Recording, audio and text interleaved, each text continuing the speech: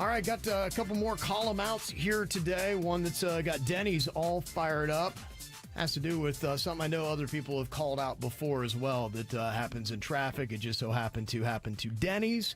Have you ever been out on the roads and you got some of those dudes on the dirt bikes? Oh, yeah. And they're driving all around, all crazy, in and out of traffic and popping wheelies and all that kind of stuff? There's a ton of them, it seems like, in West Palm Beach. I was behind him. So it was a whole group. They went around me, which was annoying already because I'm in, my lane. They went between me and the car next to me. We were both driving. They went between us, pulled in front of us. So we stop at the next light.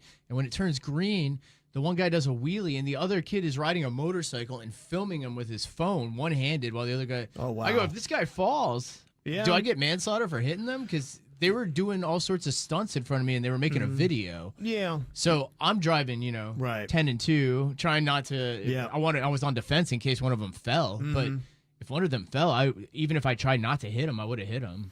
Yeah, I don't think you would get manslaughter charges on that. They would just look at, what they're doing is, reckless endangerment. And so I think that you'd be exempt on that. Yeah, because if somebody's popping a wheelie on and I assume these are not street legal bikes. Yeah, I didn't see any mirrors or any of that stuff. So Yeah. I think they were just dirt bikes. Right. So It's going to ruin your month.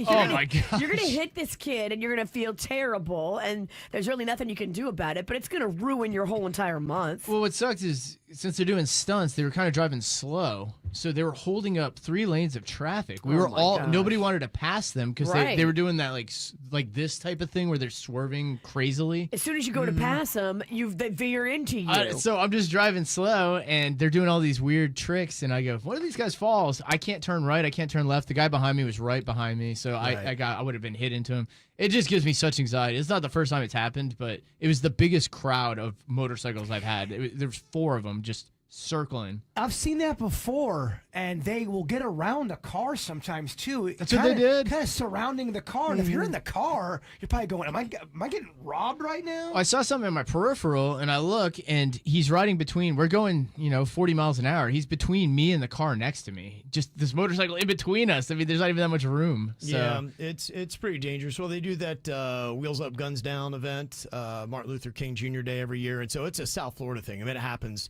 heavily in Miami-Dade, Broward. So the motorcycles don't scare me as much because they're kind of street legal. I mean, it's not. These are those are the ones that go around you. Yeah, they do, and I've seen them. Guns Down. Those are dirt bikes too. They're all dirt bikes. And ATVs. Yeah. Oh, jeez. All right. Yeah. The dirt bikes are rough. The motorcycles are a little bit bigger, but these dirt bikes are so tiny. They're just. You don't even see them until they pass you. I'm not sure if I've even seen motorcycle people do it. It's usually the dirt bikes. I think you're right. Yeah, it's a different category. I mean, you got your typical street bike people that are into whatever they might be into. This is the first time I've ever seen dirt bikes. I've seen the big crowds of motorcycles. I've never seen dirt bikes. You don't see like a 50-year-old on a hog pulling that kind of stuff. No, these were all, they had to be in their teens or 20s. Yeah. They were all young. You even have the BMX bikers too. They'll kind of do that where they'll kind of be in a big pack of 15 to 20. I've seen some of that. Then I was down on Clematis Street in West Palm Beach one time, and they were riding up on the sidewalks and up and knocking people over and stuff. Oh my! It's horrible. It's so Get me the hell out of there. Well, I think when you got a big group like that, everybody's trying to show off for everybody, and it's hard to wrangle a whole group with that many numbers because then they just take off in a whole bunch of different directions. So it's really difficult for law enforcement. I feel like the guy in front of me holding the phone, filming everyone, didn't look forward once. They were watching their phone the whole time, riding a motorcycle. Driving forward, not looking forward. Oh my gosh! I was like, this guy's gonna die. Yeah, it's a risk, that they're taking, and if they do fall in front of your car and you hit them, I wouldn't imagine that you would be up for manslaughter charges. I can't imagine that. But it's going to suck Oh, you're just gonna picture it. so hard, and you're going to be in this now, and it's going to be terrible. Yeah. And then you're going to lay down in bed at night and try to go to sleep, and all you're going to see is this kid falling in the street. That's what I felt like. I'm glad we have Kevin, though, for the law part of It it. felt good. You are my lawyer. Yeah, I feel absolved. I'm throwing out my opinion, but I can't imagine you would get I mean, Kevin said it was fine. I could hit this kid. Kevin's dad's a lawyer, so he's the closest thing we've got. That's why Kevin's my lawyer. Yeah, I mean, if somebody's doing something illegal on the roadways and they put themselves in front of your vehicle and you're not speeding, you're not doing anything reckless yourself, then, I mean, if you hit them, then I think that, it's gruesome and you're not going to want to do it. But. I almost hit somebody on 45th, but the light had turned green and I start driving and they come zipping by. They don't even look at anything. In a car or on a bicycle. On a bike. They fly by and I'm thinking if I would have hit them, and I asked you about it and Virginia said, "Oh yeah, you'd be in court." Oh yeah. I remember you gave me the opposite of what Kevin said. If you hit a cyclist, I think you're in court. Now, if you hit a motorcycle guy who is like hot dogging and you've got proof that he was putting himself in danger, it's a whole other case. But I think if you hit a cyclist who's just on the side of the road. No, the cyclists the light was green and the cyclists didn't even. They blazed. They just went right across. And I almost hit him that way. If I would have hit that person, do I have to go to the clink? I don't know. No, I don't think you go to jail, but it's going to be a damper to your month.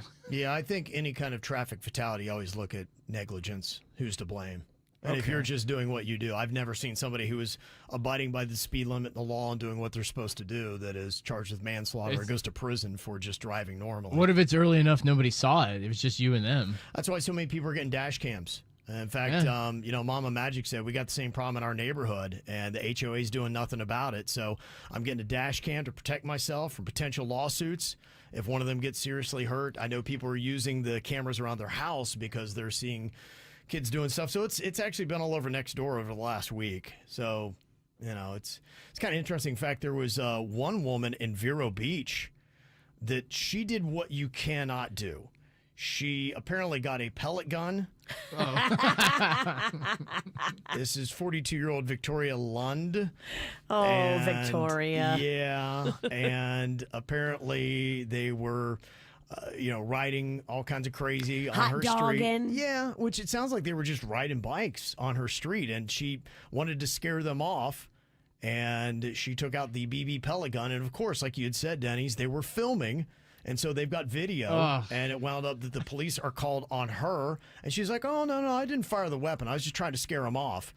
And then, they went inside the house and they found the BB gun with the pellets inside of it. And they charged her with 2 counts of aggravated assault with a deadly weapon and 2 counts of child abuse. Dang. Yeah, so that's doing it wrong. You can't shoot at cyclists. Right. Especially if they're kids. Yeah, they're kids on bikes. Lady. A way different scenario. You got away from her. Not handling it right. Yeah.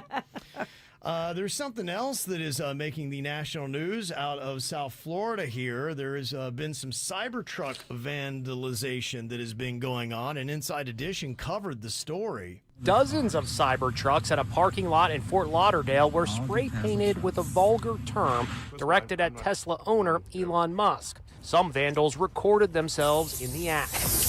Across the USA, owners of the distinctive-looking vehicles say they're being targeted by strangers. Cybertruck owners are being flipped off in traffic. That's probably happened about 3 times in the last 2 weeks. They also wrote a nasty message. It's gotten so bad, Emler Morales won't take his purple Cybertruck certain places. Mine is purple, so it grabs a lot of attention. And so I think twice about places I need to go to and make sure that I really need to go.